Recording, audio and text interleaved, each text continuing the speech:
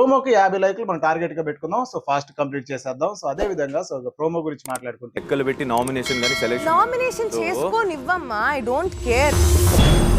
విష్ణుప్రియకి నాకు తెలిసి వ్యాలిడ్ పాయింట్లో లేవు. నీ ఇష్టం వచ్చింది నామినేట్ చేసుకో. I have my power. So I don't care. నాకు ఆ పవర్ ఉంది. సో నువ్వేం నామినేట్ చేసుకున్నా నా ఈక కూడా బేకలేవు అన్నట్టు సో తనైతే మాట్లాడడం జరిగింది నిఖిల్ని.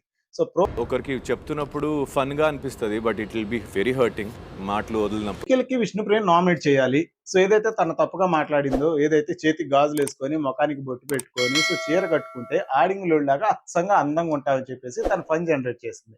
ఈ ఒక్క పాయింట్ చాలదా విష్ణుప్రియ నామినేట్ చేయడానికి? మరి రెడ్ ఎగ్ నా చేతిలో ఉన్నప్పుడు పిచ్చి నవ్వుతున్నప్పుడు యూ గేవ్ అప్, అంటే నాకు అవసరం లేదు, నేను తర్వాత అవుతా. అలా కాకుండా సో నీకెందుకు మళ్ళీ నీకు చీఫ్ అవ్వాలని ఆశ లేకుండే ఆ రెడ్ ఎగ్ విషయంలో సో అసలు నువ్వు నన్ను అడగలేదు అనేసి అంటావు. ఇప్పుడు ఆ అమ్మాయి తిరిగి పాయింట్ రైజ్ చేస్తే మరి ఏ క్వాలిటీ ఉందని నువ్వు సోనియాకి ఇచ్చావు? మరి బెస్ట్ పర్ఫార్మెన్స్ ఇచ్చింది సీత అని చెప్పేసి నువ్వే ఒప్పుకున్నప్పుడు మరి నువ్వు తనకి ఇవ్వాలి కదంటే నువ్వు బుక్ అవుతావు కదా. అనవసరమైన పాయింట్లు ఎందుకు మచ్చా? నువ్వు స్ట్రైట్ గా పాయింట్ మెన్షన్ చేసావు. సో తను ఏదైతే కామెడీ చేసి నేను కించపరిచిందో ఆ పాయింట్ మీద నామినేట్ చేసినప్పుడు నువ్వు ఆ పాయింట్కి వెళ్ళు.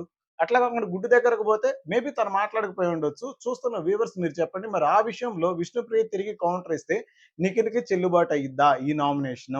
తను తిరిగి సమాధానం చెప్పుకోగలుగుతాడా?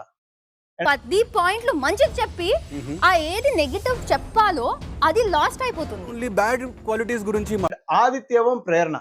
సో ప్రేరణ ఫైర్ బ్రాండ్ అనమాట. సో ఇప్పుడు తను ఏది మాట్లాడినా రైటే అని అనుకోవటం మన పొరపాటు. సో మేబీ తనని నామినేట్ చేస్తున్న విషయం ఏంటంటే మీరు 10 విషయాలు మంచిగా చెప్తున్నారు, ఒక్క బ్యాడ్ కూడా చెప్పట్లేదు. సో మీరు బ్యాడ్ని ఐడెంటిఫై చేయట్లేదు అనేసి సో తన నామినేట్ చేస్తుంది. మేబీ ఇది ఇన్వాలిడ్. అవసరం ఏముంది? సో వాడన్నట్టు నిజంగా విలన్లా? సో వాళ్ళు విలన్లు అయితే వినంటూ విలన్ మీరు అని చెప్పేసి చెప్పుకోవచ్చు. సో తనకు ఆ బ్యాడ్ తో అవసరం లేదు, ఉన్న గుడ్ లోనే సర్దుకుపోతా అంటున్నాడు. సో గుడ్ క్వాలిటీ ఎందుకు కాన్ఫిడెన్స్ లేదు? మీరు కాన్ఫిడెన్స్ అట్లా కాకుండా మీ కాడ బ్యాడ్ లేదు, మీ కాడ కాన్ఫిడెన్స్ లేదంటే సో వాడు కాన్ఫిడెన్స్ చూపెట్టాడుగా. సో నిప్పుల్లో చేయి పెట్టేసి సో దాన్ని బయటికి తీశాడు. కాన్ఫిడెన్స్ ఉందని నిరూపించుకుంటున్నాడు. So one of the toughest క్యాండిడేటే. సైలెంట్ కొన్నంత మాత్రాన మనం తీసేయాల్సిన పని లేదు.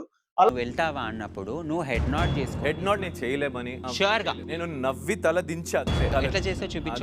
అండ్ మణికంఠ నిఖిల్ మధ్య గొడవ. సో మణికంఠ నిఖిల్ మధ్య గొడవ ఏంటంటే సో ఏదైతే వీడు నేను టీం కోసం సాక్రిఫైస్ చేశానంటాడు. సో టీం కాదురా నీ ఇండివిజువల్ బ్యానర్ అది అనేసి సో నిఖిల్ అంటాడు. దీనికి ముందు వీళ్ళిద్దరికి మధ్య ఇంకా డైరెక్టర్ అండ్ యాక్టర్ లాగా గొడవ జరిగింది. సో ఆ గొడవ అనేది అలమాంతం అలా రైజ్ అయిపోయింది అనమాట.